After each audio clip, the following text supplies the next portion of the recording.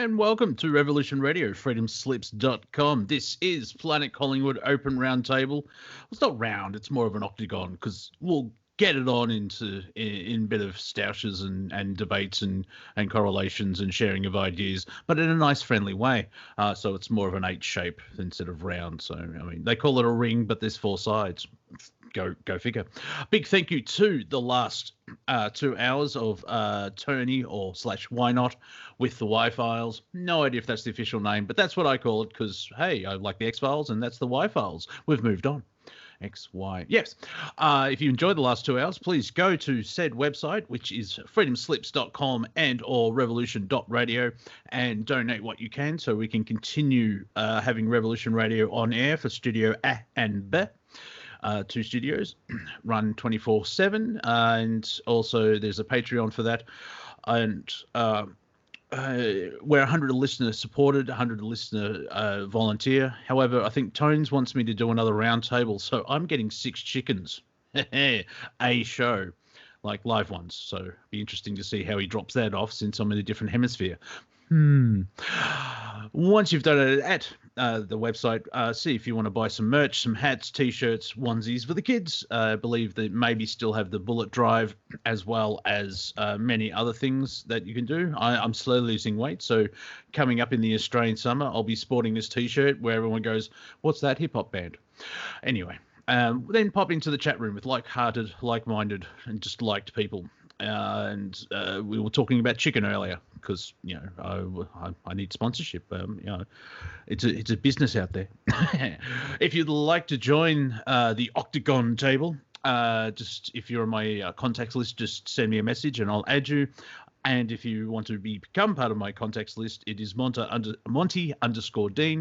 And I think Freedom Screen is the station, if that still works. However, who knows? It's Bill Gates and Microsoft. And gee, isn't he great? And his partner looks interesting. Maybe the clone's a bit too male, but we'll get into that maybe a bit later. I have been joined by 2 wonderful gentlemen. I absconded them, if that's the right word, in the green room. They were stealing all the walnuts, and I said, nay, come on to the station, into the studio and have a bit of a chinwag. So I've been joined by our Northern Californian correspondent and our Central American correspondent, the Viking and Bruce MacDonald. Gentlemen, how are we? Real good, thanks, Monty. Good, Monty. How's it going, Bruce? Good. And that was the Planet Collingwood Roundtable. We'll be back next week. No, like, yeah, we're all good. Here's sports. That Bill Hicks thing, a well-laid Ted Turner. I'm in a good spot as well. I was awake at 2 a.m. my time, and I watched a bit of Andrew Bartzett's show, which was delving into the IM technology, and like my heart's going, yeah, we know all this, and my small point of waking consciousness, which was trying to stay awake physically, is like, oh, don't think about it. You know all this already, but let it decompress.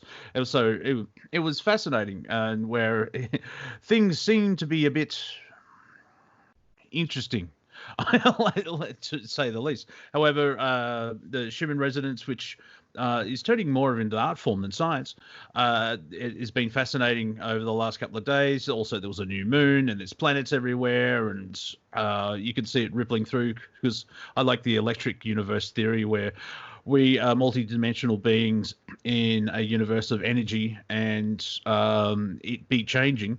And according to the Vatican work schedule, we're here in Australia, hello from the future, it is the 27th of May. So we're at the end of the 5th month. We're nearly, 4 weeks away from halfway. And 2020. Good-o. So apart from being good, anything popped up? Do you feel like anything... Yeah, anything? Anything exciting happened to you, gentlemen, or you're living in the moment of now and enjoying life completely? Go ahead, Viking. All the above. I mean, it's been this last human residence lasted about 12 hours. It was absolutely insane. And it was during my sleeping time. And I've been getting up way too early. It's just, I'm starting to get into that 5 o'clock, 6 o'clock around where I'm up. Whether I have 2 hours sleep or 10 hours sleep, I'm just up. It's been very interesting, the contrast and the pressures and the frequencies that are coming in right now are just absolutely they're highly charged. excuse me. They're highly charged, and some brand new codes are starting to hit us. But it's more of a simplification. I'm realizing that we've gone through the rhetoric and the mindset and the control and the deep state and the white sea, all this stuff. What we can do about it. Finding our passion, our heart. Now it's the matter of just putting it all together, trying to get all the pieces that we have kind of thrown up in the air and lands on the table. We know all the pieces. Now it's time to put the pieces of the puzzle together so we have a vision and understanding of what's really going on here. And the main aspect I'm seeing right now is not to get involved, to disentangle from all of this lamestream media and the deep state, because they're doing their job, and we can't change it. You can entangle with your fear and anger and get lost in their dystopia and chaos and false flags, but that's what they want. What I'm finding here is that this is really a time of resolve and really taking the effort to really find your daily discipline and your passion and not entangle. And this is not only with the deep state, but with the relationships at large. Be very much vigilant at this time. Because if you're going to get sucked into any kind of dystopia, it's going to lower your energetics. It's going to keep you stapled into the 3D. You can't save anybody. You can't. All you can do is just be that beacon of light and ground this new energetics into your area or region, or like I'm holding down the space here where I'm at. We're all gatekeepers here on the planet. Just got to ground that energy and be a beacon of light. And this is all that we can do in your discipline of life. Bruce? Yeah, I agree. This is a time to get your own stuff worked out. The way the human consciousness works and the way cosmic law works is any question you ask, you're supposed to get the answer. You can get the answer. What holds people back are attachments, false answers, dogmas, things like this. You got to let go. You just got to flow into the stream of life. I also really like what Viking said about the individual versus the collective. Don't try and save people. If you're thinking within a collective mindset, you're breaking the lifeguarding rule, okay? And that lifeguarding rule is never make contact with a drowning person skin to skin. There always has to be something between you and them, a buoy or a life jacket or something like that. People have to figure it out for themselves. The collective part of our human existence is about cohabitating on this planet and exercising our free will to the limit that it impacts upon the free will of others. And in that sense, we all have a collective responsibility, and this is why we, at this time in history, support someone like Trump, because he does seem to be attempting to disentangle some of the really nefarious systems that have curbed human freedom. And there's no such thing as collective judgment. It's a scapegoating ritual, although it's very, very strong now with the money system and everything, because we're all collateralized. So really focus on yourself, ground the light, and answer your questions and let go of your dogma. It's funny as I listen to people these days, and what I'm going through in my journey with this next book and what I'm learning, it's so clear. Everybody is talking about the same thing. Right? Serpent seed line. Yeah, there are extraterrestrials. There are different expressions of life here. There's no such thing as evil. We see things on this planet which we perceive to be evil, but when you stop and you realize that this universe has created many forms of life, what we're seeing is something that is inhuman. It's unlike us.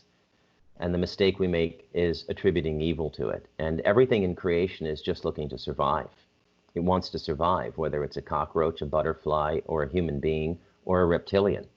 Everything just wants to survive. So a lot of these knots are being undone now. And it's going to be, I don't know why the book of Revelation talks about 7 years of tribulation, but they fail to mention like the 10 or 20 years of PTSD the human race is going to go through as all of this stuff gets digested. Right? Over. Yeah, the decompression. If I sidestep just slightly, it's if all these alien spacecraft turn up in the sky, and well, some people have to see it on TV to believe it, but that's a different thing. I'm still got the point of view of like, awesome, you exist. Now go out to Pluto and wait 12 months while we can figure this out. And that's sort of what we're going to happen, especially with like as Viking has mentioned and other people have mentioned. One sort of mission here is we are here to remove the negative entrapments and going through trauma. And this is going to be a long list. You've got your own soul, karma / dharma experiences, DNA lineage, tribal, and then nation, as well as collective. And that's what we're seeing as well, where some people say, oh, the world's getting worse. It's like, no, it's that stuff's always been there, but someone's taken the curtain away and we can see it now. And that's why people are referring it to the Great Awakening. I think it's just the epilogue of a very long book, sort of like the same size as The Stand or War and Peace, where it's just going to escalate, if that's the right word. And like we're seeing the old world, if I can use 3D as a label, where it doesn't work. And that's especially this year, where nothing has ever worked, especially technology and economics and the health system and the leadership. And if you're from a neutral observer, you can see how it's a Three Stooges has mated with a Monty Python sketch. Don't laugh at everybody; they may take that the wrong way, but it is. Do it. You're doing it for yourself. You are a focal point, a fractal of the prime creator, and having the experience. And so, doing it, we're collectively doing it as individuals, which is a bit of a logic something. But yeah, as you've just said, Bruce, it's like, yeah, the time to wake people up for us, I would say, is over. We're here to help people after they've discovered certain things, and they started to wake out of the idea of what was the mainstream idea in the 20th century, if I could say it that way. Yeah. The easiest way to understand it is, and it's very easy for me to understand it here in the rainforest, because it's a beautiful ecosystem in which all predation is balanced. And one of the astounding things about this place is that everything is represented.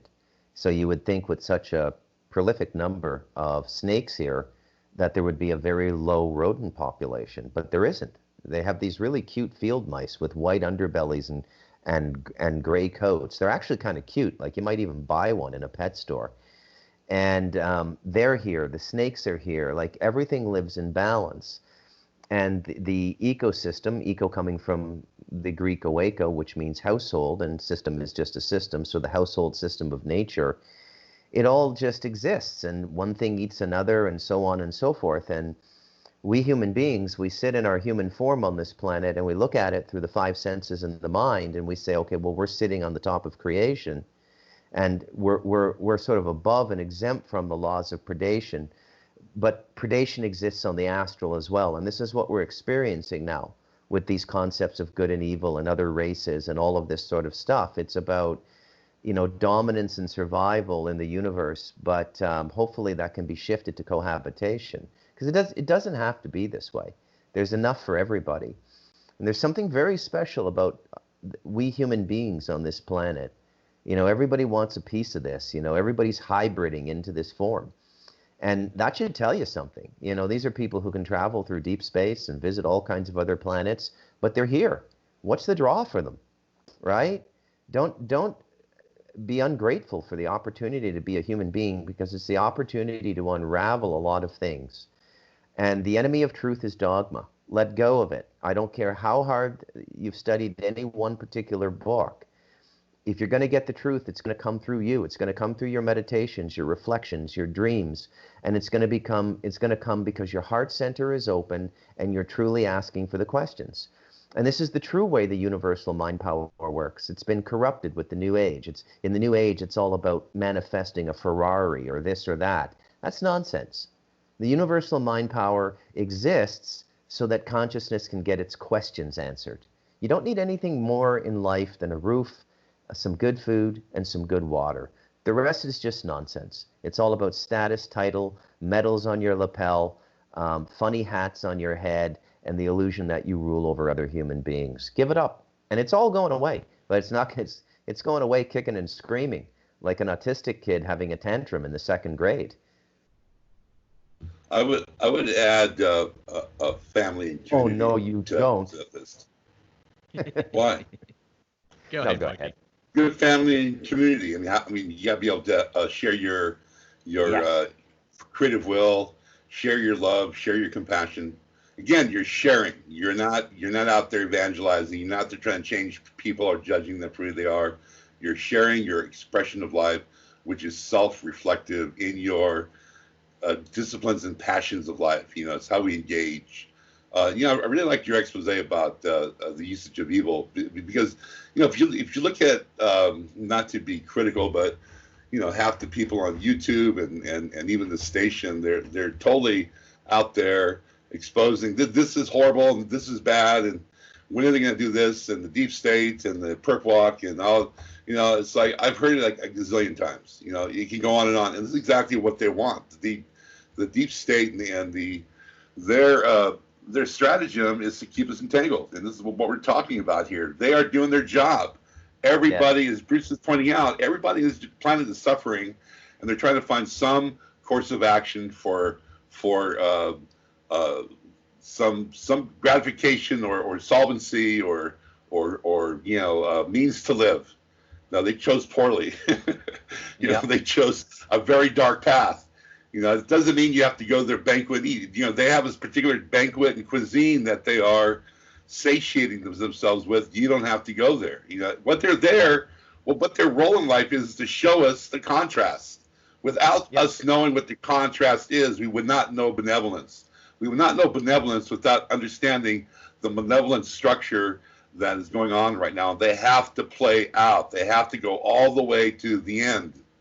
Because more and more people are waking up and understanding that they don't want to be part of this banquet.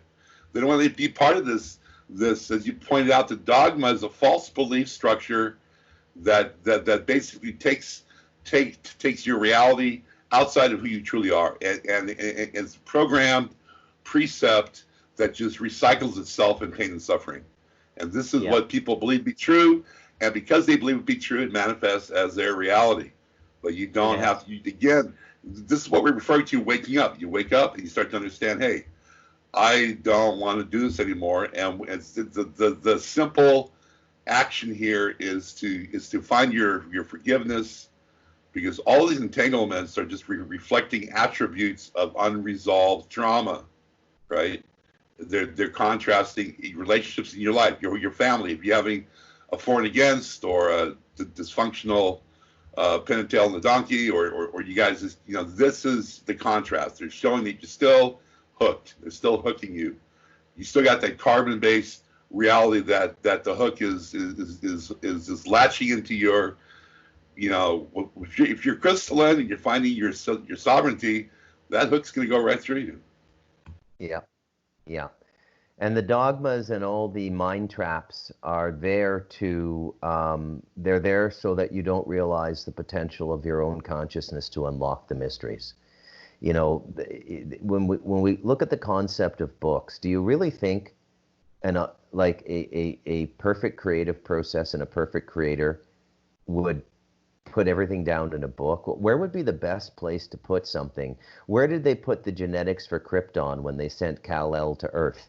They put it right inside him, right? There's a little signal right there, right? It's in us, and it's unlocked by being quiet and getting all the disturbance out of your solar plexus, your heart center, and looking at the pictures in your head. And you will go places, and you will realize the imagination is not the imagination. It's something else. It's the doorway, the pathway to understanding what the soul is.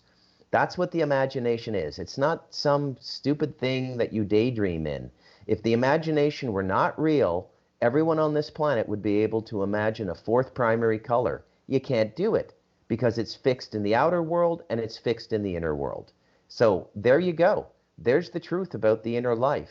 Silence, reflection, gratitude, and service is the other big thing. I'll tell you, I've unlocked so many things working on these books. You know, it's just amazing because I'm being of service. I'm trying to unlock some mysteries for myself, be of service to other people, and try to explain why some of the horrors exist on the planet and how we can get out of them, dealing with very competent and experienced people. And my own, it's just leaps and bounds I've grown in this process. And I realized as I was finishing up this book I'm on now, not quite done almost, but that really this concept of service, like do something just to do it, not for a loaf of bread, not for $10 an hour. I mean, although I do sell these books, but my time is, if it were just money, I would tech write. I make 10 times more money tech writing. This is chump change what I make writing books compared to what I can make in the technology sector.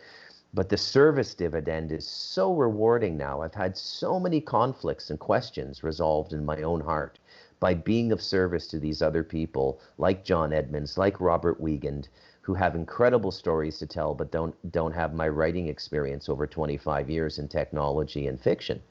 So there you go. Find a service rule for yourself. Carry water. Help other people, help the human race, but stay on your own spirit. Souls are saved individually. There's no collective salvation for the human race. We're saved individually, okay? And that is a big thing to understand, a very, very big thing to understand, because if you tie yourself to the collective, you're going to drown because you're breaking the lifeguarding rule. Now, some people hearing me say this, oh, Bruce is that's cold and self-centered, Bruce. No, it isn't. No, it isn't. Believe me, it's like Viking said, find the light, be the light, and anyone looking for the light has a living voice to talk to. And then you can help another person. But you have to wait till they come and talk to you, and you have to disengage them. You have to say, look, you got to take yourself out of the game. I love the game. I mean, these books I'm writing are all about the game.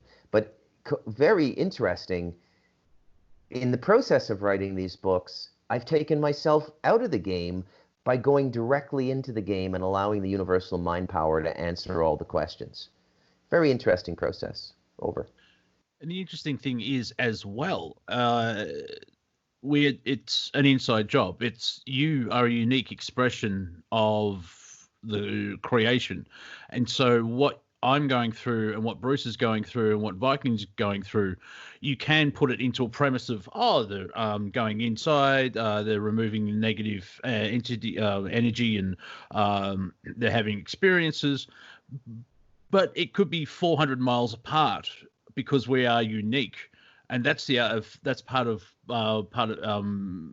being part of my process is instead of judging people like, oh, you think that and you think that and you're going through that. It's like, oh wow, you think that and you think that you're doing that. You're doing the Bible trip, or you're doing the Torah trip, or you're doing the shamanistic trip.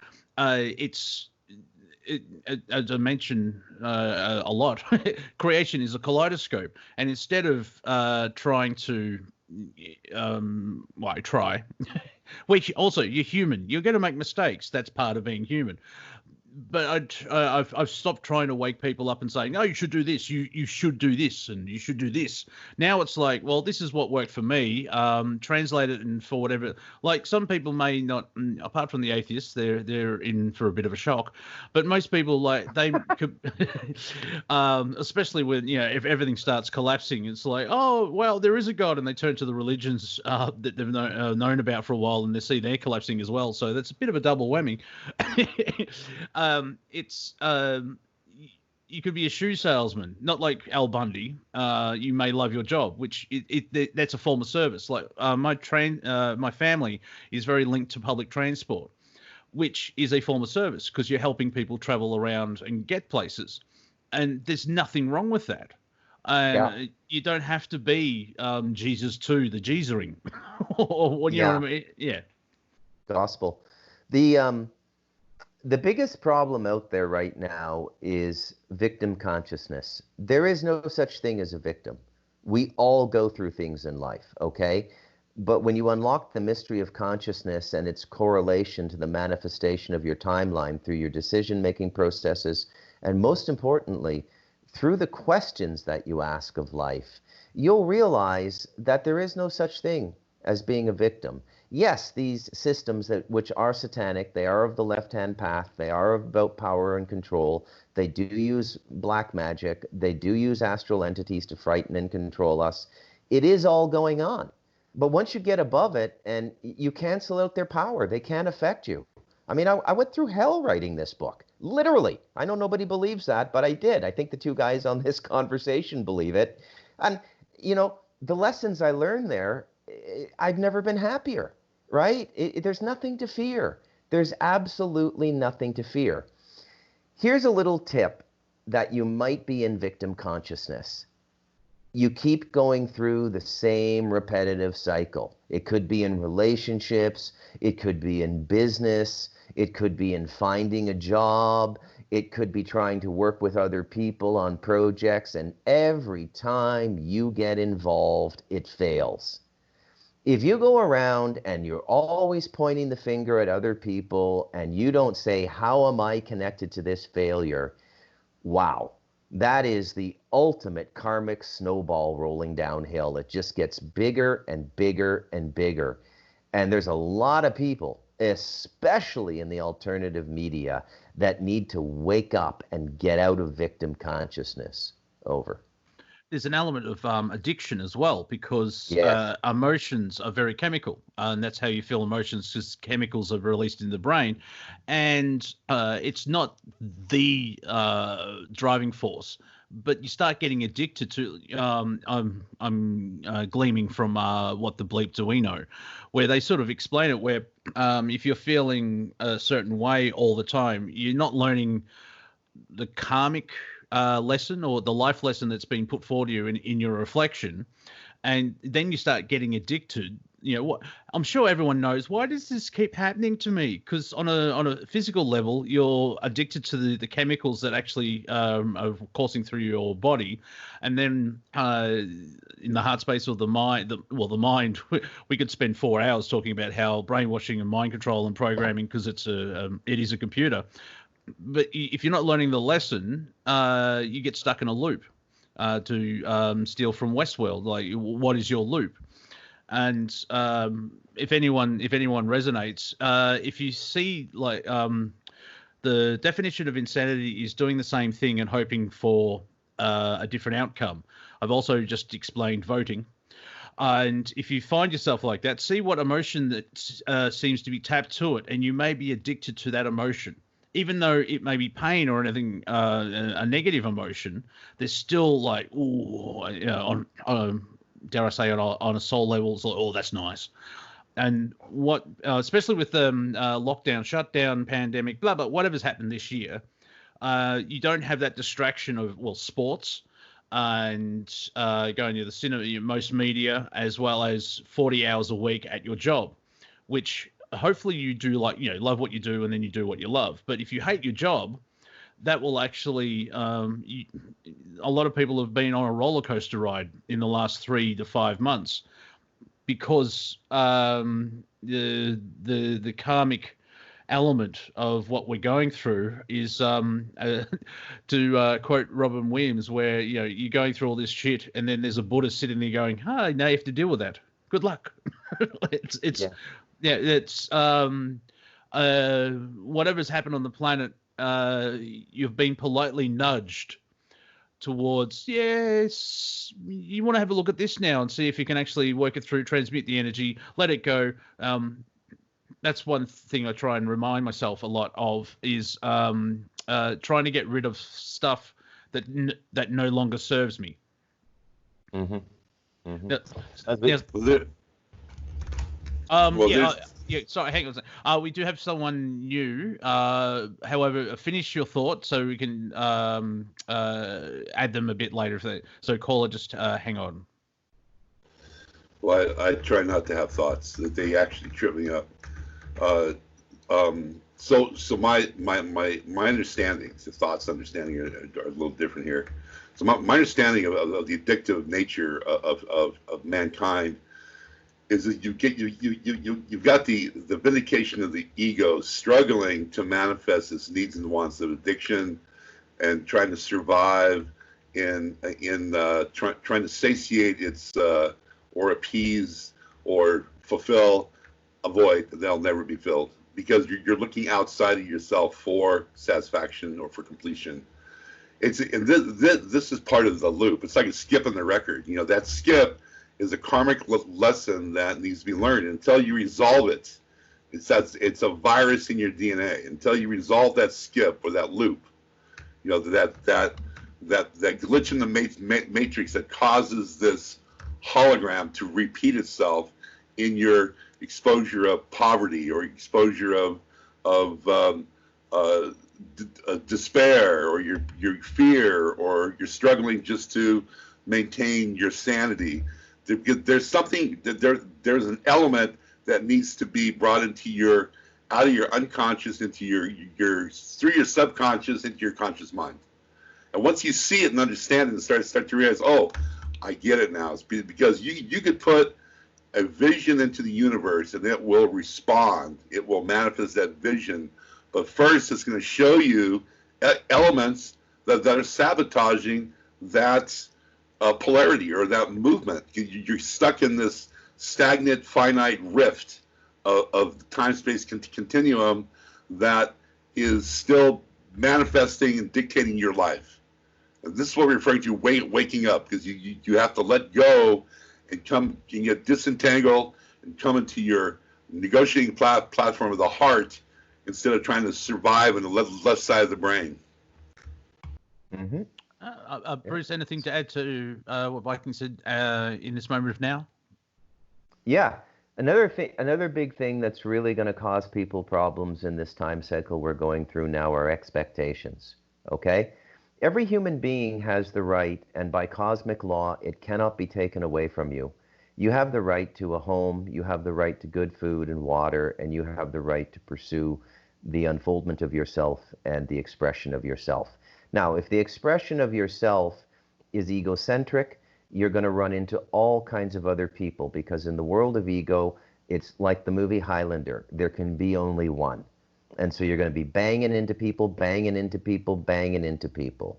You go off, you build an earth bag house, you plant some crops, you build a chicken coop, you relax, you write some books, you meditate. You realize your only expectation in life is life itself, and unknotting the mystery of yourself and separating the true nature of the soul from the mind, from the memory, from the emotions, and from the body. And you have no worries from that point on. So what am I saying? I'm saying that a lot of the turmoil we're going through right now is all predicated on expectations, right? Expectations of the fulfillment of a material life promised by previous generations in North America. Well, that might be going away, but you still have the right to a shelter, to some good food, some good water, and a purposeful life. And if you still have all your expectations tied into that collective, that society, well, that's a problem. Because life is an individual process of unfolding the mystery of yourself. That's it. Oh, thank you. Also, thank you, caller, for being on hold. I did see him land with his winged stallion in the car park, and it sounded weird when he locked it and went beep beep. We've been joined by Steve Zerilath. How are you, Steve? Hey, what's good, everybody? Everything. Yeah, everything's going off. Interesting thing, Steve. You know the video, an hour video on YouTube that you shared of your band playing. I think it was on the 24th of May. Uh-huh. Yeah. That's blocked in my country on copyright grounds from SME. Oh, really? Oh, you're one of the countries that gets blocked. Got it. The beginning of when that started recording on Instagram, we had running over the PA system that got picked up on the thing was breaking the law by Judas Priest. And so copyright claim came in for Judas Priest. Thank you for letting me know that's affected by that. I may just go in and run the edit, cut it out, and then I'm hoping that it'll get play, because I definitely want Australia to hear it. Because when I get that copyright claim, it doesn't tell me what countries. So I'm sitting there thinking, well, some poor thrasher in Bangladesh doesn't know my band. Yeah, I found it interesting. It's like, wow, because it's all original music. So have you copyrighted claimed yourself? Anyway, but Right. if you've got Judas Priest playing in the background, Because I am a member of ASCAP. I know how that stuff works, but at the same time, I just don't know what countries specifically what. I just know that Judas Priest is responsible for it. Yeah. Well, yeah, just edit at the start and just put it back up, and you'll be fine. Yeah, exactly. I can do that all in YouTube, and it'll just refresh it. Yeah, because it's a pretty good set that we did right there. Yeah. I did an upload today, by the way, talking about some stuff, and I just want to let Bruce know, and I can let everybody know this because it's a public comment. Joe King on YouTube asked me over there about you because he hadn't had a chance to listen in to roundtables in the last 2 months. He was asking, hey, does Bruce still hop on the roundtables? But I haven't been able to stay up late enough for them. And I said, yeah, often enough.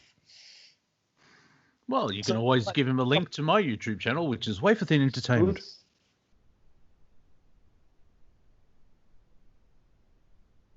Go ahead. yeah, who's Joe King? Who's Joe King? Some guy on YouTube. Oh, okay. I had a moment like that with Bruce as well, because with the interview that I did with him, as well as John for Stardust Ranch, I read out, someone said that a great interview, and he said, who are they? Some guy on YouTube. So yeah, it's quite interesting. So. Mm-hmm. And Bruce has shared in my chat the picture of Locke hanging out on my shoulder. I call that picture shoulder lock. Ooh, I'm stealing that. You're never going to put it down on paper. So it's getting there. He hung out on my shoulder, like ungrasped by my gentle hands for a good 3 minutes or so. So he's getting close. He's getting closer to bearded dragon levels of chill, which will be great because then he'll be my sidekick on the video streams, and I can make more David Icke jokes. Oh, yeah. Quick announcement for the dear listeners. We apologize for it being an audio medium because you can't see the photo.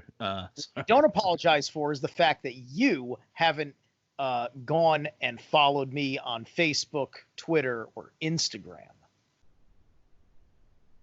Yes, I do. So do so.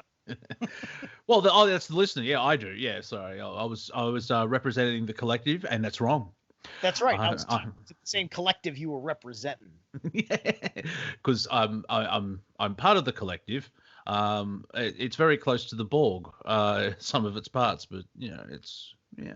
So have you been listening to the show at all, or you just decided to hop on and have a bit of a chinwag? Yeah, a little bit of a chin wave. Somebody else was doing a live stream. I was being supportive of while I was doing some reading, and so then after that, I popped over and said, "Oh, Monty's on. Sweet."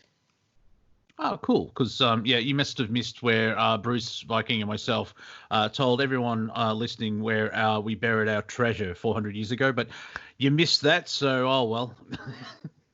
Well. I am a treasure, so no worries. Ooh, so okay, Bruce, we have to bury Steve when we meet him. Yeah, I know just the spot over here. Yeah, it's like Bruce, as a mountain, you will not be found. Okay. Yeah, I know just the spot, just off the ocean in the Atlantic, and then we'll bury maps all over the world, and then fool people in 1,000 years. Yeah. Hey, there's no gold here. There's a skeleton of some guy that I carbon dated to Connecticut in the early 21st century. We've been duped. Yeah, 89 of the maps out of 100 are all lead you to Easter Island, just to be annoying. Yeah, there you go. Yeah, Let's get that good vibe. Let's get that good vibe and momentum going again. We had it. Yeah. Well, that's the. I'll see if I can pick up the talking stick and go for a run. That's an image for everybody. Me running? No, unless it's a train. Anyway, getting back to it. It's fascinating being a neutral observer where we can be aware of these things, but you don't buy into and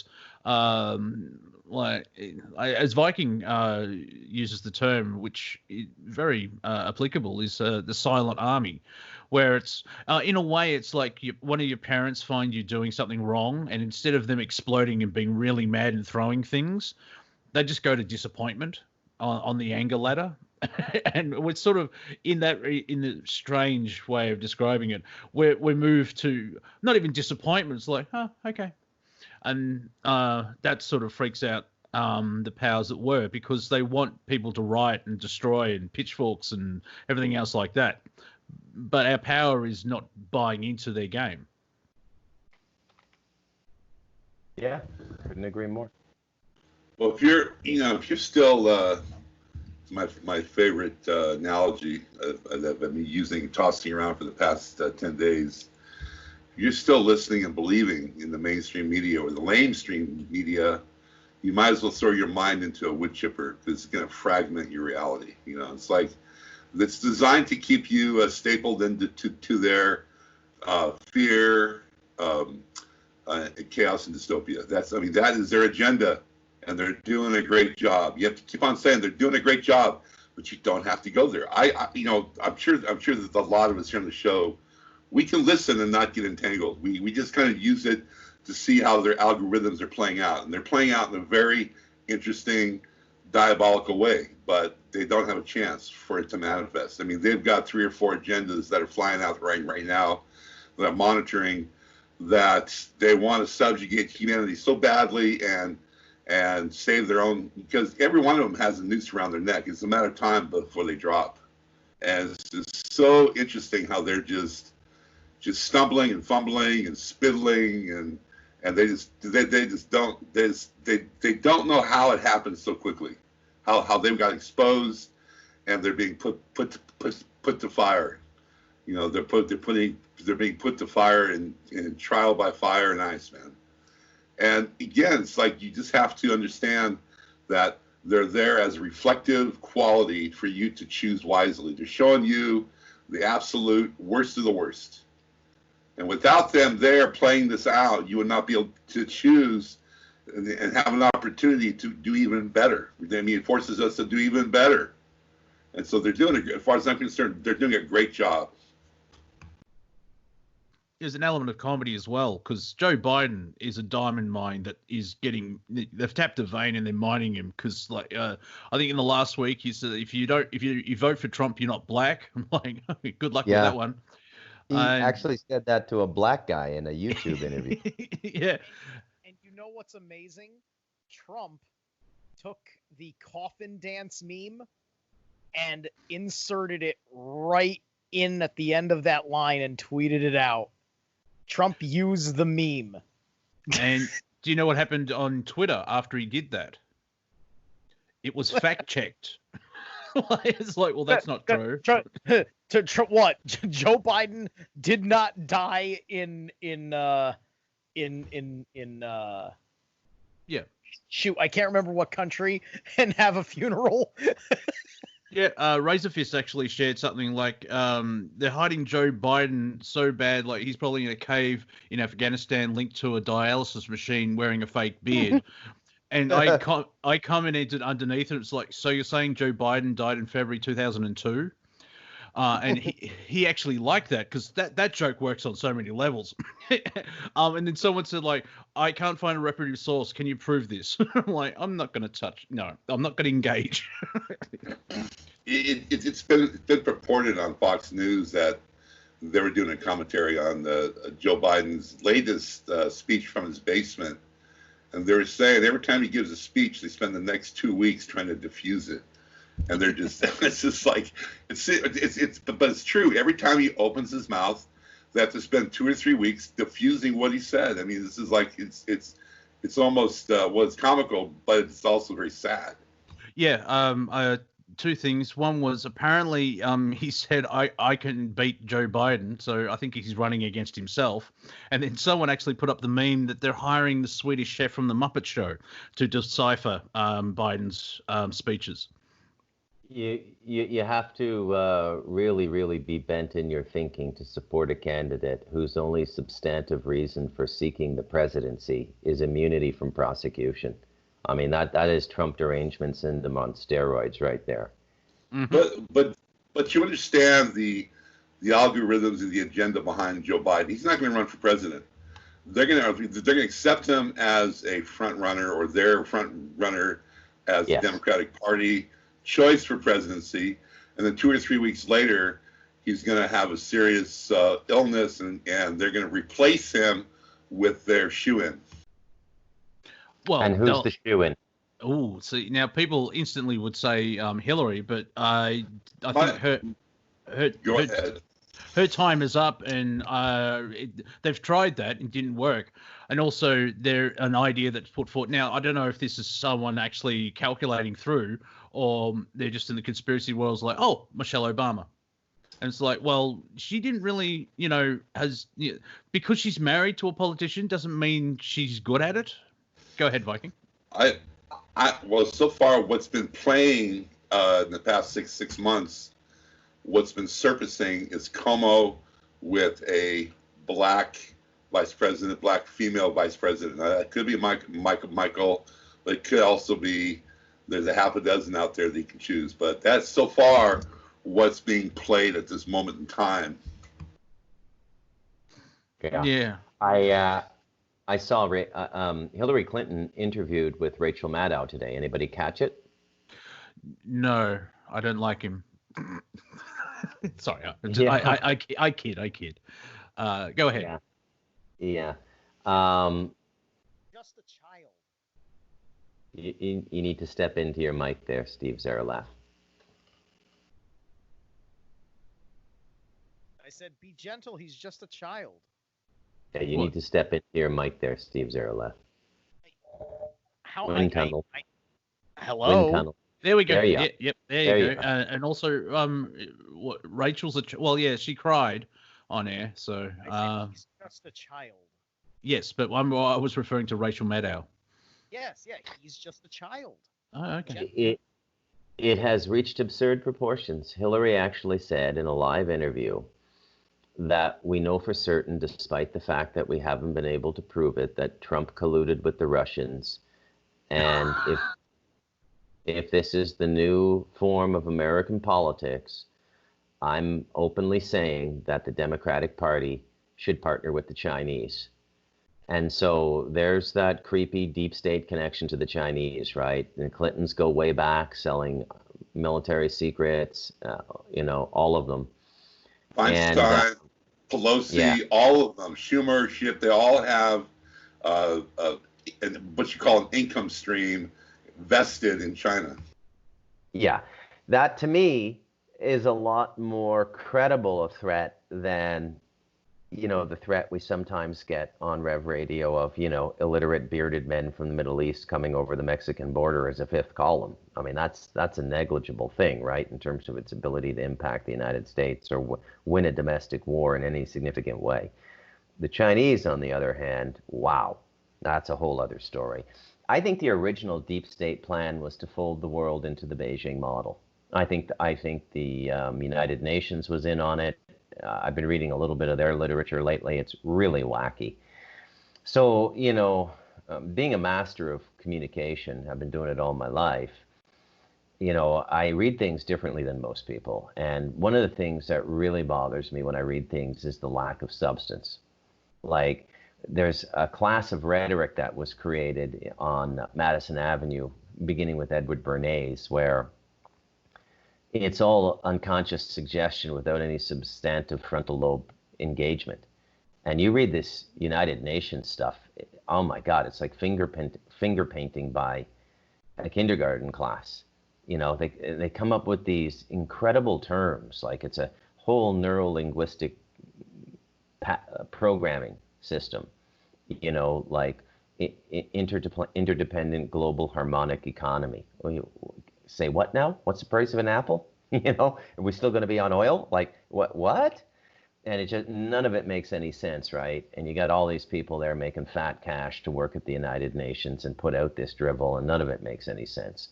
I think the original plan was the Beijing model, and they want absolute rule. We're in a tightrope here, to go back into 4D and to get into the duality of it all, because it's fun to muck around in it once in a while, right? We talked about detachment and all that stuff in the beginning of the roundtable, but it's fun to just muck about in it once in a while. So we're a bit of a noose here, because the monetary system is proving as effective as the communist system for controlling human behavior, and the lockdown and the quarantine have proven that. So if the final result is absolute control of people, what does it matter what title you give to it if the two systems have arrived at the same point? America and the Western world, but principally America, what's going on now is what I would call the perestroika glasnost moment in the Western system, where the entire population disbelieves what officialdom is saying. There wasn't a person in Russia, older than 5 years old, up to 100 years old, who believed a single word Pravda was publishing. And, my Russian friends used to say to me in the 90s, they used to say, Bruce, the difference between our system over there and your system here is you guys believe the nonsense. We didn't believe what Moscow told us. You guys believe what Ottawa and Washington is telling you, and it's equally fraudulent. There's a bit of a wake-up call there in the late 90s. But the money system is what has to be figured out, right? Because people are so tied into these systems of economic interdependence now that baseline of expectation that every human being has a right to, every animal on the planet has a right to it. A fox finds a burrow, a gopher finds a hole, an eagle makes a nest. Human beings have a right to shelter and food, period. But you can do that many ways, right? You can do that outside the big system and the collective. But this big system, when it becomes untangled, wow! I keep going back to this because it's compassion. I worry about people, and I give my same message every time I come on air: become more autonomous. Nobody's listening, right? And when the floor falls out, wow, it's going to be that moment where, wow, I should have listened to that. I should have become more autonomous. And it doesn't mean you have to buy a mountain next to Bruce and move there. It's whatever resonates with you, and you do you, as I can say it like that. We're coming up to the break, and which was good. I enjoyed that. Hour went quickly. I like a bit of time travel. And yes, I am here, stupid chat room. You're listening to Revolution Radio, freedomslips.com. This is Planet Collingwood, the Octidong table. Or round table, and I'm just filling air till the music starts. Very quickly, this is how ridiculous things are getting. There is a payment here in Australia called the JobKeeper payment, which is paying government money to employees to pay employers so they keep their job. They stuffed it up by 50%. They miscalculated by $60 billion. And so, yeah, it's like, really, we want these type of people in charge of what's going on? Like you somehow on your ledger, you misplaced 60 billion. I think it was an overestimation or something like that. Instead of 6 million, it's only 3.5 million employers or employees, but 60 billion. And that's the type of comedy we're seeing. It doesn't have to be funny, but you can see the ridiculousness of it all, where the system of control, domination, and shame, blame, and guilt is all slowly corroding, and the money is the main one. But I can hear the music, so you're listening to Revolution Radio, freedomslips.com, Planet Collingwood. Stick around, we'll be back for the second hour. And welcome back to Revolution Radio, freedomslips.com, revolution.radio. This is Planet Collingwood, Open Roundtable. My name is Monty Dean. I have been joined by Steve, the Viking, and Bruce, who I've been told by certain spies that Bruce has entered the chat room, and there was much celebration, as well as Noreen. Hello, Noreen. A big shout out to Tones as well for fixing the radio, because now I don't have to listen to the player and try and guess when I actually come in. We can hear it clearly through the server channel contact thingy. Yeah, it's good. If you like the last hour, please go to freedomslips.com or revolution.radio and donate what you can to keep the station on air. We're 100% listener supported, volunteer. I would say we're probably the longest crowdfunding project on the internet today, and if I'm proven wrong, I don't care. We have a fascinating hour that went by. Luckily I recorded it, so it'll go up on my YouTube channel, which is Wafer Thin Entertainment, if you want to share it with other people as well. Because I'll probably have to go back and listen to it, because it's all a blur, which is the fun part of being in that higher frequency where everything just flies by. The example I give, if I do 5 minutes of comedy on stage, if I'm hitting all the right parts of the joke and they're working and the crowd's with me and they're all laughing, that 5 minutes could feel like 45 seconds. Mind you, if I suck, I would actually spread it out to about an hour and a half. So that's the fun part of time traveling all by yourself. Remember, your body is a TARDIS. We were talking about economic stuff, so we'll use that as a starting point, and we could walk away completely. But where would you gentlemen like to go? I can give kind of. Go ahead. Please. Yes. I dropped a contact in the group chat. That person would like to come in to the roundtable. It's a relative newcomer. Been in the chat room a while, but I had her on a roundtable last week, and a wonderful Canadian woman from Alberta. So you have the contact, or I can bring her in, Monty, or you can say no. I'm doing that at this point in time.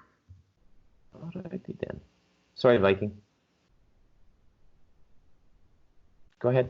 Oh, I don't do sorry. The way I look at sorry is you can go to church on Sunday because they invented it. You know, that's what I have to say about sorry. No, it's all good. So basically, again, what I've been sharing here as far as what's kind of manifesting here in timelines is the next signet here is this next relief package to stimulate the economy. Trump needs to do away with payroll tax. If truly, and I can't see this yet, although I'm hearing it, the algorithms are just shouting it, that we have absorbed the Federal Reserve. We have absorbed the Federal Reserve, although they're still printing money, and they're printing money so fast that their printing machines are catching fire. But actually, we know it's all digital. They're not actually printing money. But point taken, it's just like skyrocketing. It's helicopter money. There's so much. They're going trillions and trillions and trillions into this abyss, and it's like all fiat.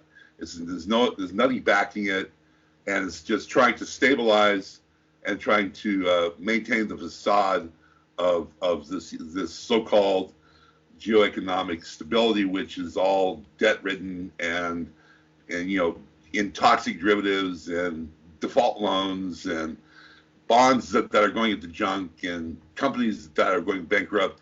This is what the fiat currency has been literally sucking the life out of this planet.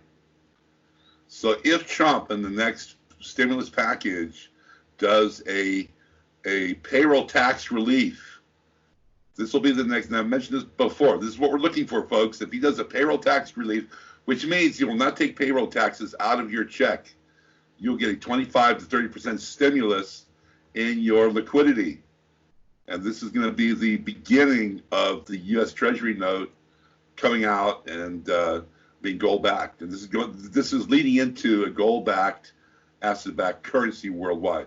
So this is what I'm looking for here in the next 2 to 4 weeks.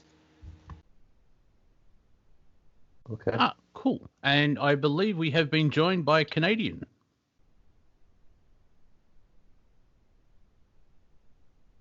Or not. Hello, everybody. There we are. Hello, how are you? I'm very well, thank you. Interesting topics tonight. Welcome back. This is the Viking. I really enjoyed your last appearance. Oh, hi, Viking. How are you? Good, thanks. We've done the Commonwealth tip on this roundtable now. It's 3-2, so I don't want to hear any more of this American nonsense. That's right. Yes. All hail the Queen. May she live forever, because apparently she can. Yeah. God save the Queen, you barbarians. Yeah. Let's not forget Betty White. Betty White will also live forever. Mike, step into your mic.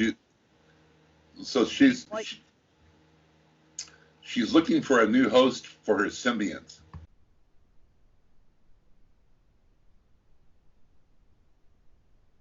Okay. That was referencing Stargate. You know, the Goa'uld have a symbiont, they have a personality, and they go from body to body. So her body is decaying. So her symbiont, the reptilian within her, needs a new host. That's all I'm saying. It was kind of a paraphrase, a joke. So how about this? Step into your mic, Steve. Wind tunnel. You sound 1,000 meters away.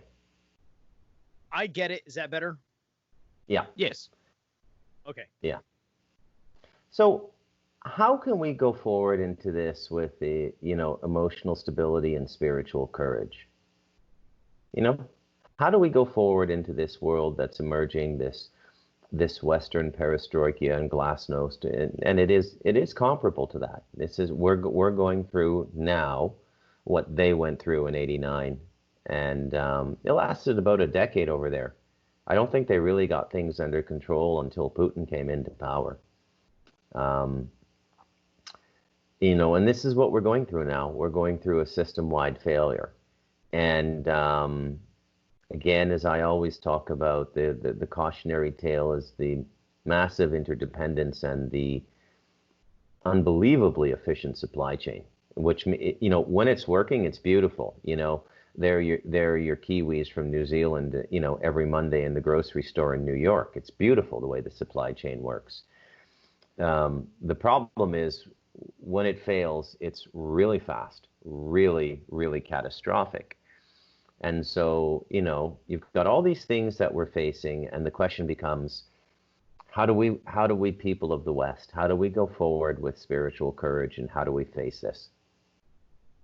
I'm enjoying looking at Zen masters with a big stick and be like them without a lot of hitting, because that's a bit much.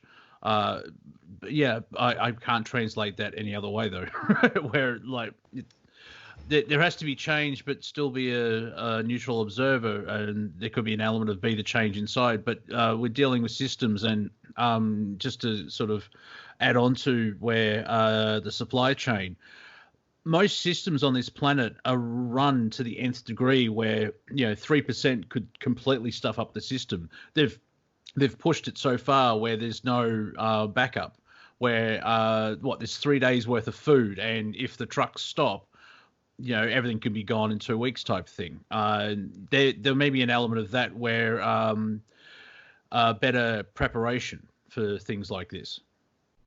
So going back to your Zen analogy, as far as the change goes, be one with the change. In other words, we are in transmutation. We are literally shifting densities.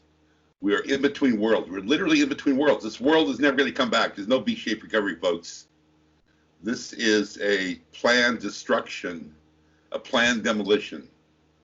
It needs to collapse. It needs to crash and burn. It needs to cease to exist. And what's going to come out on the other end of this, the phoenix rising out of the fire, is going to be a brand new operating platform of how we negotiate life through our geopolitical, geoeconomic, spiritual, physical health, and health on this planet, all 5 levels.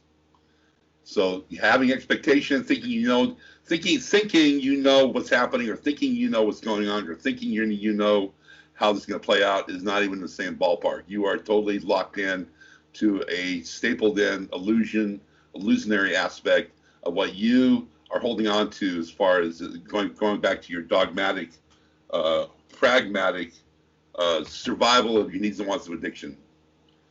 This is what really irks me when I hear people like James Gilliland and Troy Good and all these guys, they're talking, and they're talking. You know, mass distraction, man. It's like they're not getting what's really happening here. We are undergoing a massive shift in conscious reality. I actually received, this may be a sidestep, but it still falls in the subject that we're talking about. I got some political propaganda in my letterbox yesterday, and it's from the opposition, which for those in the Westminster political system would understand what they're not the government, they're the other side that are crying. And for here in Victoria, Australia, and they've sent out a survey of would you support blah blah blah. So I won't go through all of it, but there's a bold plan for zero to landfill. The Liberal leader, blah blah blah, plans to transform waste and recycling to zero household waste going to landfill, and I think it's by 2035. And some low emissions, lower power bills, better recycling, new cash for containers scheme, no new bin taxes, and new source of energy. And so I won't go on about that, but it's interesting that that idea has been put out to the public. No mention of hemp, and so that is part of what we're seeing, where from an element of control, they're coming up with new ideas so we all move forward in a better way. It's all bullpucky. It really is. I mean, yeah. I thought about this when I was in college back in the 80s. That make every container recyclable. They only use plastic because it's cheap. Let's spend the extra 10 cents and have hemp or corn or some sort of a carbon plasma that can biodegrade. And this is number one. That's the thing. If I may interject very quickly, sorry to cut your flow there. It's petrochemical plastic, and that's right. The thing. Yeah. And that's my point.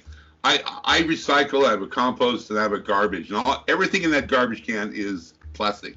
Everything, and it's like this needs to shift, and it's because we are in a toxic, debt-ridden society that, in order to survive, we have to compromise our integrity and how we produce, how we model our conscious awareness around waste.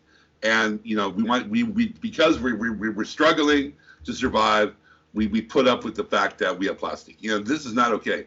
It's not okay. It's like back again, going back to my college days, nuclear power augmented 45% of our energy. But we waste 65% by not insulating our roofs, by not turning off our lights, by driving. It's like this. So you just have to get into a conscious awareness of how you are negotiating your platform of life in symbiotic relationship with this planet. And most of we don't have to find free energy devices. We know they're out there or they're being hidden.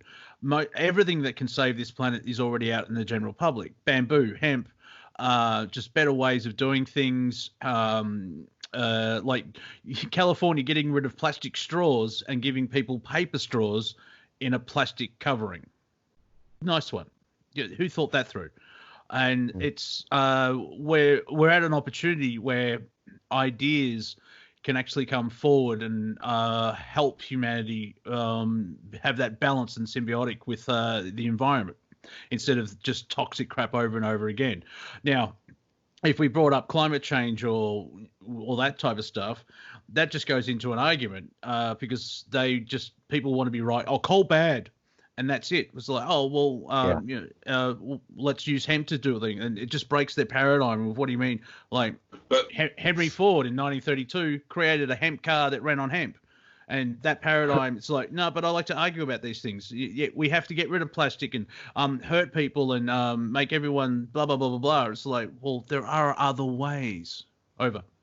So, I mean, it's like these people that are out there, with this rhetoric, and it's institutionalized, but they'll still drive 5 miles to Starbucks, and this is where it really, you have to see through this dimensional dystopia of trying to justify your actions with what words are coming out of your mouth and being ego friendly and politically correct But what are you stapling into? What are you stapling into? Even with that, you're still somehow in contrast to what is really taking place. It requires coming in within, making a conscious decision, giving yourself strength and courage and the permission to start living a sovereign life in, again, tandem with the eco balance of this planet. It can be done. It can be done. Go ahead, Bruce. It can be done, but we need to realize that there is a lot of resistance, and there's more than just greed. You know, we mentioned the petrochemical industry being fully invested in the production of plastic, because for those of you who don't know, petrochemicals are required to produce plastic. But there's another level to this that we don't talk about much, and it's the level of universal natural law. So what we're being encouraged to do is engage in a behavior that's so vile, whether we realize it's vile or not, and the moral compass of most people and the conscience and inner direction of most people seems completely muted now. And that doesn't surprise me, because that has been the goal of the megacity, is to just overwhelm you with data and sensory input, and the television, the digital billboards, everything. All of the waves going on around you, the Wi-Fi, the radio waves, and everything else. But there's a sort of a spiritual trip line we cross, where our behavior and the forces and principalities above, you need to understand that this process isn't personal. You don't get to talk to a judge. It's just kind of like the way the tide works in the ocean. When our behavior gets to a certain point of despicable, then the dark forces that have cajoled us into behaving that way, they step up and they say, absolutely, you lose more freedoms, and they sort of rationalize it within the framework of this cosmic moral law. So there's this spiritual game going on as well that you have to clue into. And when you behave a certain way and you don't heed the inner directive that, hey, that's not good, stop doing that, and everybody has that inside them. When you don't heed that, and when we don't heed it collectively as a species, we forfeit the protection of the higher dimensions that could checkmate these fourth dimensional entities that are screwing with us. And this is an important thing to understand. It may sound a bit vague, a bit airy-fairy when we're talking about dollars and economies and all of these sorts of things. But I assure you, the generals on the other side, they know what I'm talking about, and this is the game they're playing. They're trying to, because to totally dominate us and do what they want to do to us, they have to make sure there's no consequence from the forces above them that would check them. Is that the whole consent thing where we showed it in a small paper in Missouri, so therefore people in Africa can starve now. They have to reveal what they want to do, but it's usually hidden and all that type of stuff. Well, I would use an example like the sexual dysphoria that's going on. Mm-hmm. And so the Creator gave us the right to procreate independent as sovereign beings. You meet someone that you have a great affection for, you commingle, pregnancy occurs, and you have a child. With the sexual dysphoria that's going on now, what the dark side is trying to do is take over the procreative process, to take away that sovereign right we have. So there's a really concrete example, but if I had a bit more time to think, I could make an equivocal analogy with the plastics and everything. But this is going on all the time, and we're not a day goes by that we're not encouraged, formally encouraged by our systems and institutions, not least of which is the media, to behave in a despicable way. And that's spiritually, that's being done intentionally because we forfeit protection. Yeah, there's an element of forced choice. Choice isn't the problem, where you've got Biden or whoever, and it's like, well, Dave over there is awesome. Why don't we get him? Oh no, you're only allowed these two. And for me, that's the globalism can be achieved if it works naturally and unfolds. What we're given is a small, rigid version of globalism where a small group of people control the whole planet. and that's what they're forcing, and that's where the backlash is coming from, because it doesn't work. Mm-hmm.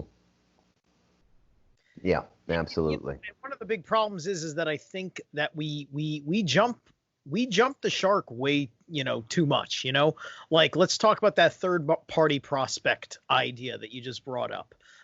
Immediately what comes to mind is Jill Stein and the Green Party, right? The Green Party can't get a dog catcher elected, and they focus all of their energy on getting the whole country interested in Jill Stein, so that way they can reverse elect people locally. And the Psychic Foundation just isn't there. The Green Party needs to focus on, like, getting, like, a town. So they have, like, look at this town run by the Green Party. We succeeded in the Green Party in this town. Look at what life is like here, save for the conflicts with the Republicans and Democrats in the state that run the state still. And now they have an arguing point to bump it up to the county and state level. And now all of a sudden you're starting to build a certain kind of capital. But unfortunately, the Green Party puts all of their investment into a top down political thought form, which that all of that psychic capital is going to be firmly held at the top. You haven't proven yourself to anybody in any level of journalism at all. And so, you work with a small town, that you're going to work with small journalists. CNN doesn't have enough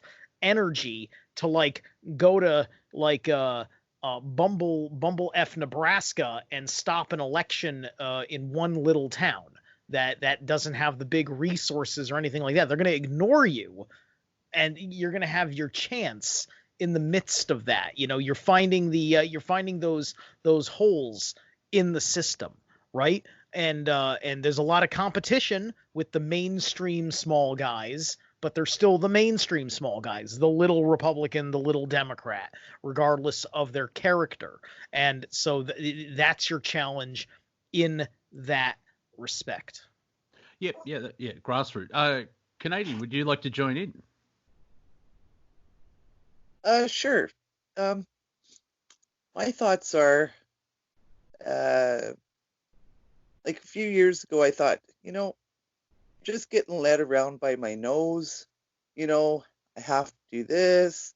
The world is like that. Politics are like this.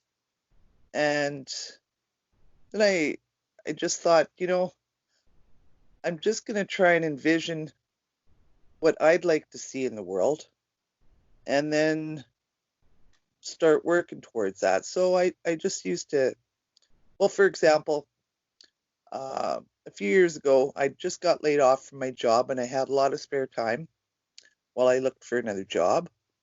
And I thought, I'd really like to have a bicycle. I'd like a white bicycle. I visualized the bike I wanted just in a daydream while I was daydreaming about it.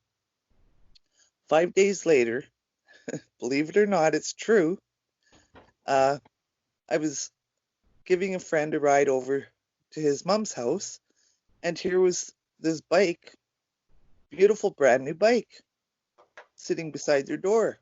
So I said, "Oh, Sherry, you got yourself a bicycle?" She says, "Nope." She says, "Someone was rifling through my truck, and I went out there and scared him off, and he left this bike on my lawn. So I put it by my door. And if he comes back for it, I'm going to call the cops." And I said, "Oh." And I said, "So you're not going to ride it?" She goes, "No, I don't ride bicycles." She goes, "Why? Do you want it?" I said, "Sure." So she gave it to me. And Yeah. so that's my way of, it proved to me that if you can visualize it, get rid of all this other stuff that they want you to believe and they want you to do this and think that. No, visualize what you want, and just start working towards it, and it'll It'll come. The universe is very abundant. Yeah, So just get out of the way and allow it to happen. Go ahead, Viking. Sorry to step on you there. No, you're not stepping on me ever. I have to do that just to kind of put my foot in the door, and then you can bring me in. That's fine. So basically, what I want to share here is next Friday, the June 5th, there's going to be a lunar eclipse, which again, eclipses are always about these new information, new codes of information are coming in that will be adjustable to your current state of awakening and evolution. It's just a matter of what Monty was sharing, everybody was sharing in this panel today, is by just disentangling and being a part of your sovereign essence through meditation, through your disciplines of life, through just being open and aware of your visions. Again, you're no longer thinking, you're in your vision. Then you'll start to get this quantum dynamic, communicative value from your higher awareness, where these codes can then process down into your attributes and affinities and allow these epiphanies, these like, it's just like when I bought this house, I made a list. I made a list of 20 things that I wanted, and I got 18 out of 20 at exactly the price that I wanted to pay. Putting it into the universe, and I oftentimes will recommend putting pen to paper and literally writing out everything that you want in life. And then on the other side, the left side, write down everything that's holding you back. And just by putting it into your conscious awareness, it starts to churn and activate and creates this process of manifestation. But you have to have a vision. You have to trust what you're seeing. You have to give yourself strength and courage to be part of the process. You have to wake up and disentangle. This is a brand new operating system of how we negotiate life. We are literally going from this predicated dystopia, mindset of this usury reality into a new operating system of how we wish to, as we've all been sharing here, manifest our life. And it's fun. If you can find the fun, it's not childlike fun like running around the front lawn under a sprinkler. It's even like high levels, like you don't have to live Lord of the Rings, but that could be an analogy of what we're going through. But it's fun. There's challenges and there's achievements.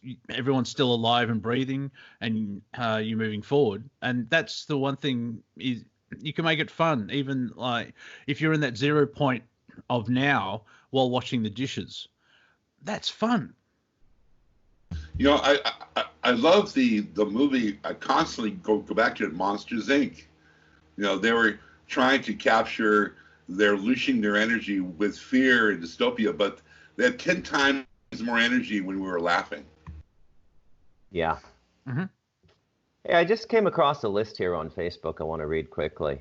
While the mainstream media works tirelessly to make Donald Trump out to be a buffoon, over the last week he did the following, but you probably didn't hear about it. Made vaccines voluntary, not mandatory. Military will check purity and distribute vaccines. Defunded the World Health Organization and wants an investigation into its operations. Number 3, canceled the HR 6666 bill, the COVID trace bill. Number 4, canceled Bill Gates' project known as ID 2020. Number 5, opened a complaint platform to report censorship on Facebook, Twitter, and YouTube. Number 6, stopped the 5G rollout. Number 7, executive order to reopen states. Governors who refuse to reopen will be sued. Number 8, executive order for White House to take over all electrical grids. Number 9, declares places of worship essential services. Some mayors are fining people for going to church. Number 10, applauded Australia and 116 countries for insisting on a China probe into the spread of COVID-19 despite several threats from China about refusing critical exports. Who says you guys don't have a leader working for you, man? Who comes on the air and criticizes? How can you criticize this guy, knowing what we're up against and knowing what he's doing? I don't get people who do that. But Orange Man bad. I can't deal with my own stuff, especially I find it outside of the United States. Everyone that screams that Trump's a bad person, you really have no control over that. Yeah, go ahead, Viking.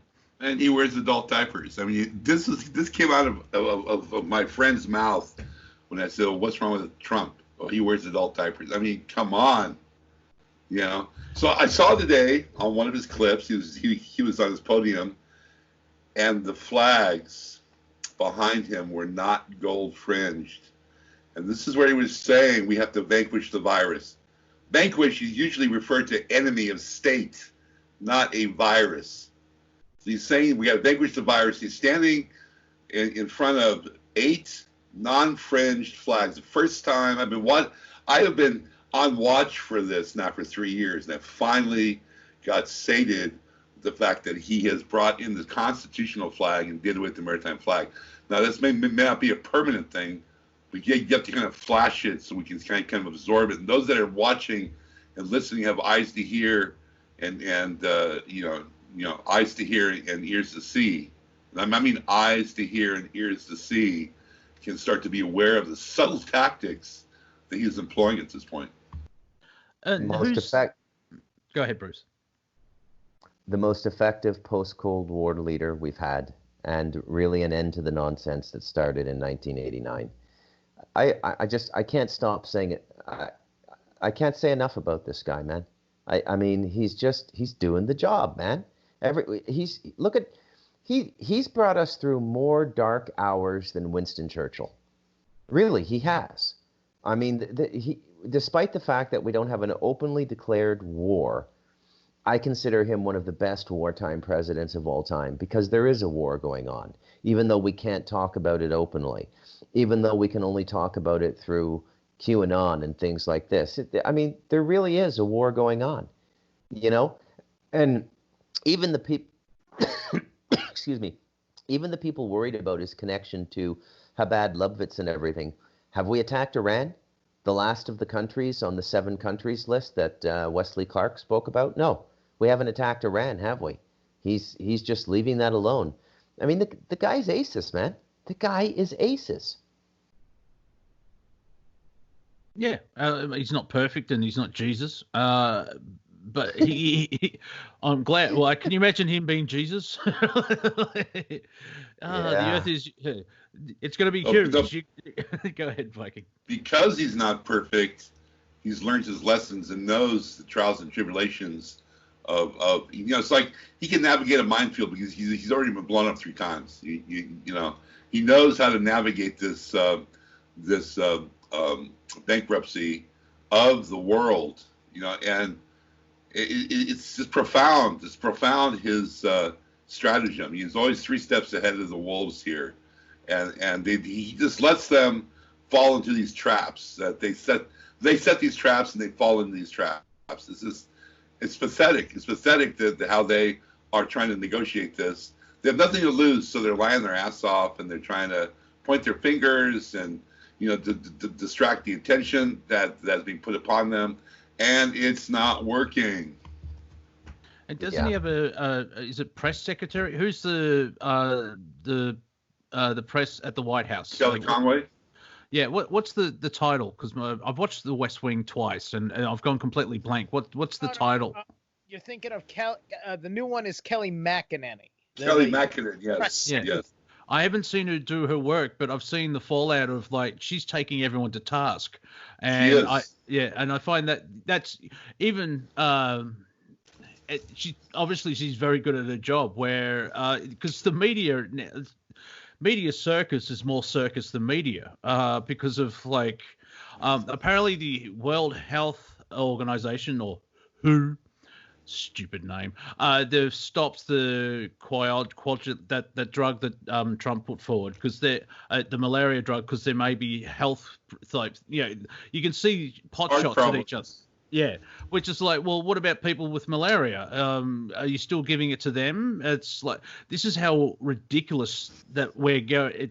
This is where I get the comedy side of things. It won't be hilarious and you're falling down on the ground crying, holding your sides. Them taking out hydroxychloroquine is like saying we're banning automotive vehicles because sometimes a wheel might fall off. Yeah, it's that ridiculous. Like Andrew Butcher says, you'll see everything turn into a Three Stooges sketch, and I've added to that where it's more Monty Python, and it's an element of farce, which kind of makes me smile or giggle inside. Once again, it's not pure comedy, but it's ridiculous, idiotic. Even the creator of what's that film? Mike Judge did that film, Idiocracy. Yeah, he apparently he's coming. It's like, yeah, it wasn't supposed to be a documentary.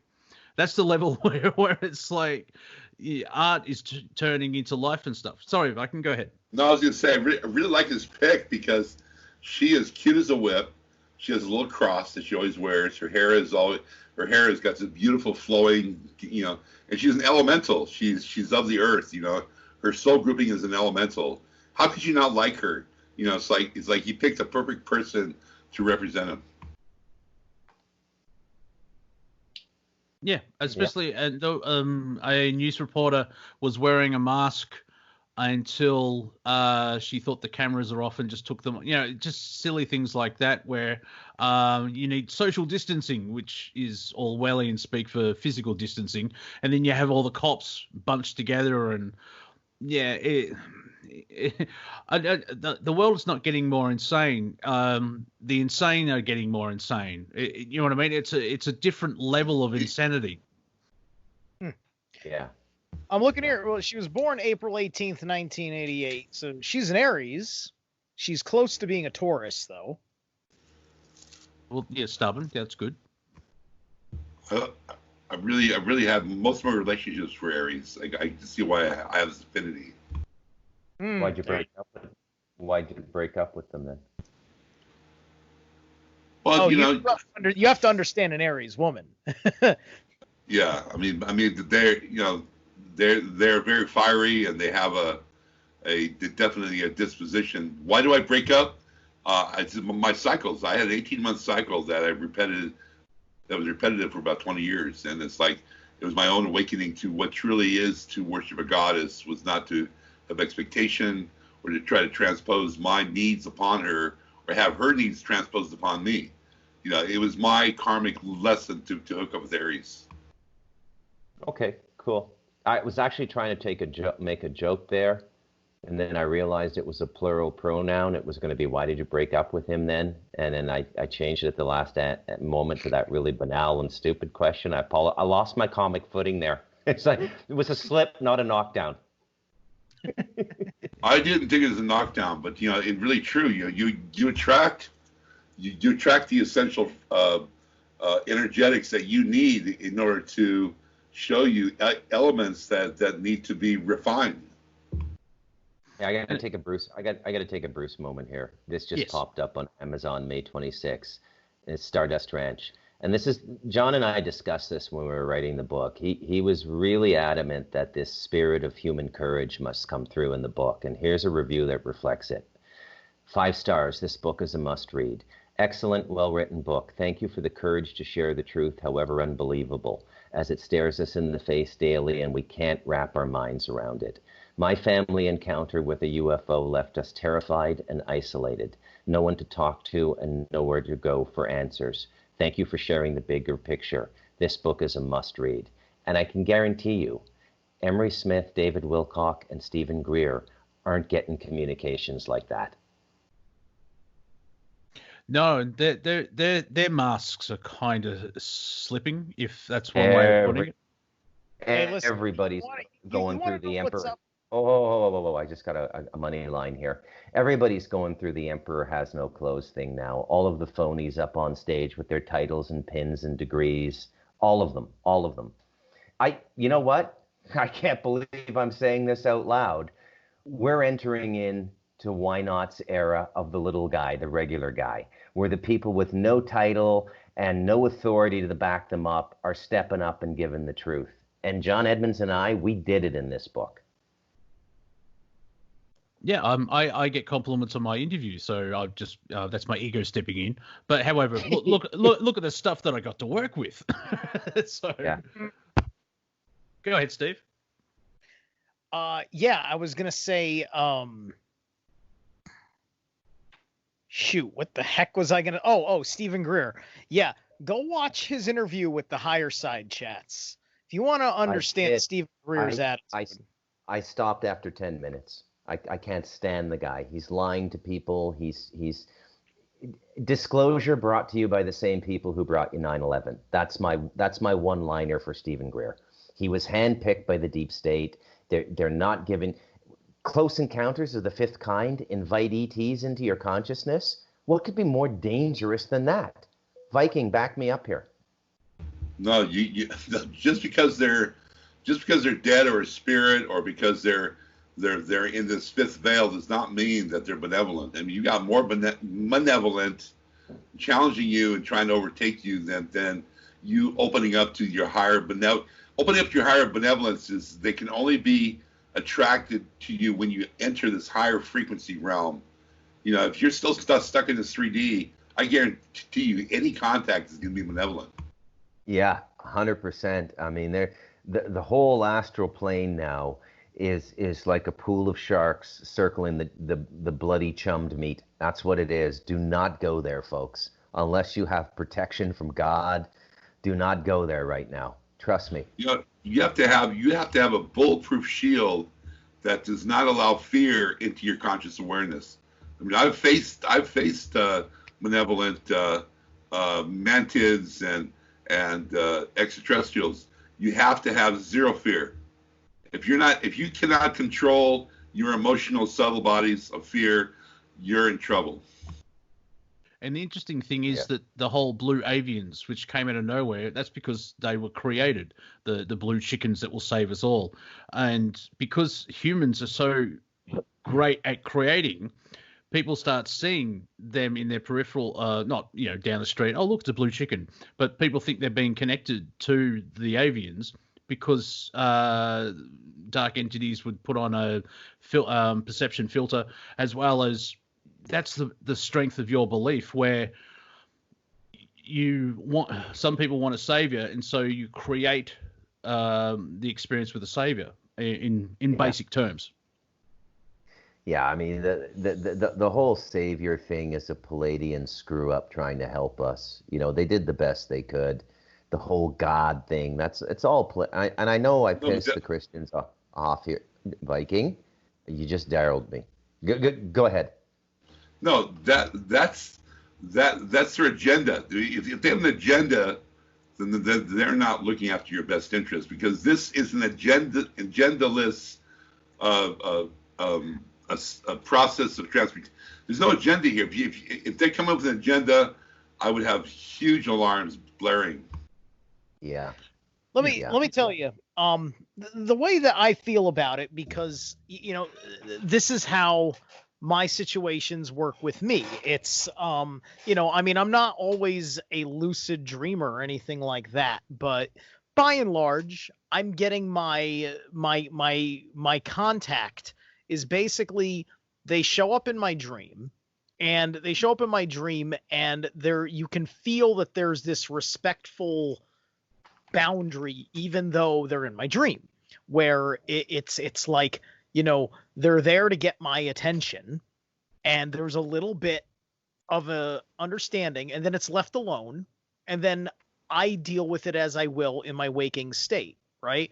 I have many different examples of this, which includes a very interesting encounter with what I believe was one of the was basically an embodiment of what you would call perhaps the goddess Hel, or perhaps what's her face, same difference from Vedic mythology. Darn it, why am I blanking on Tara? No, who's the goddess with the tongue hanging out? Kali. Thank you. Kali and Hel are pretty much the same goddess. Where I was, in a intergalactic prison, if you will, that worked like a matrix, kind of looked like Minecraft.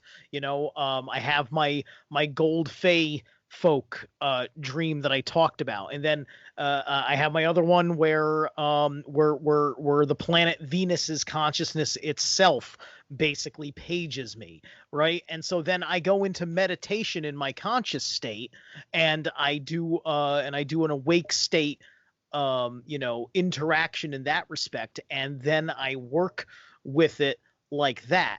But there's a polite and respectful courting process between you and those on the other side that gives you the chance to feel it out in your higher self, that's giving you the A-OK or not. Yeah, but you have to be very careful here, because that dream state is an open forum. Depending on your energetics, if you're not fortified, if you're not prepared for what you're going to see, and based on your stature in your evolution, this is where sleep paralysis, people that suffer from sleep paralysis, are energies or energetics of these malevolent forces that are trying to overtake your body. You have to be very careful in this state.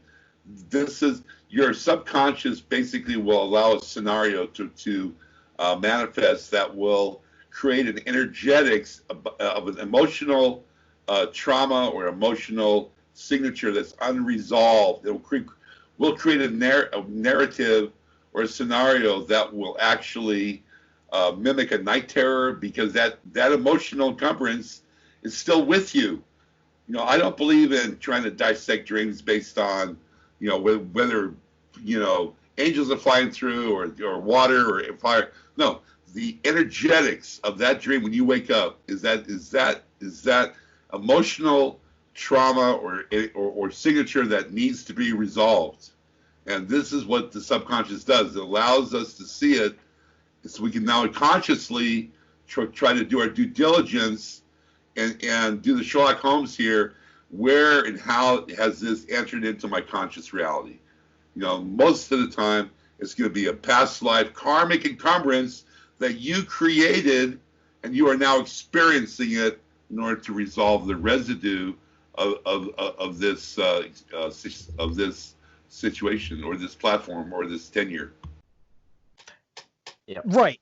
Yes, exactly. That's the point, right? Because all those examples were good examples. I've had negative examples. I've had some stuff that really felt like wrong to me, and those things are not anything that I allow in. I mean, they got in my dream states, and perhaps I made the mistake of subconsciously or unconsciously allowing them in. But then I learn from that, and it's the learning process where it eventually, where you make the choice that it comes to a stop. That's all that it takes, because all of us are going to have those moments of ignorance to these entities where we're going to be bothered by them, and nothing permanent is happening to you. The only thing permanent is happening to you is what you choose not to change. I have to say, the fact that I mentioned sleep paralysis, and people out there are going, yeah, I'm experiencing that, how do I deal with it? You have to bring yourself to the conscious awareness that's happening, and that you do not allow it to enter into your space. You have to create a conscious awareness that this is no longer going to affect me. You have to literally set up a ward. A ward is a spell that is not allowing these energetic. They only are attacking you because you're unconscious. You're unconscious, so they allow, and they allow the energetics, and they create the fear. And you falling into fear allows their contract to fulfill. You have to face them dead on and say, you are not allowed here, and you have to rid the fear that they cannot attack you or approach you or control you if you are aware of their existence. Face them head on, and they will dissolve. Yeah, I do not consent. That's always a good starting point. Now, we've got about 5 minutes to go, because now we do actually have a bumper at the end of the show. I discovered that last week. Like, oh, crap, we ran out of time. So we'll just take this time for final comments, thoughts, and just advice if one chooses to. I think ladies first. Canadian, if you'd like to go. Thank you for joining. Please come back anytime. Well, thanks for having me. I really enjoyed this round table. And it's great to hear everybody's ideas. And I'm going to try some of the things that I heard tonight, and I hope everybody listening will try some of these things too. It'll make our world a better place. And that's the plan. Who would like to go next? I will. All right. So I see the human race rising, and it's a beautiful thing to see. It's going to be a frightening and exhilarating time the next 10 or 15 years. Some people choose to call it the tribulation. That's fine. But it's a glorious thing when you understand that we reincarnate and that we've been working against these forces for millennia, and that we're not going to make the same mistake Atlantis made, that we're going to get over the hump this time, and that we are going to be You dropped out there, Bruce. Something out there. We are going to be what we were created to be, which is an extraordinary race, and we're starting to rise. Over. Oh, thank you. Very quickly, Tones, I don't think anyone's going to do an after party, so you may have to do put up another show or a simulcast, and because Kelsey Sweet is on in 2 hours after that. Steve or Viking, who would like to go first, or do you want to wrestle in the jelly? Oh, Steve, go. The second Renaissance. I agree with Bruce. The word going around that I like. So I'm gonna spread it also as second Renaissance. That's what we are on the precipice of, because as everything else fails, it is the ideas inspired within people like you out there listening and people like me that are going to all of a sudden you're going to find ears listening to you in places that you did not expect. Okay? So you have that extraordinary opportunity, because people are going to be wondering where all this wisdom came from and where all these solutions to problems came from. That's going to have a psychic chain reaction across your little corner of the collective. And it will be fun. Viking, about a minute or two to go.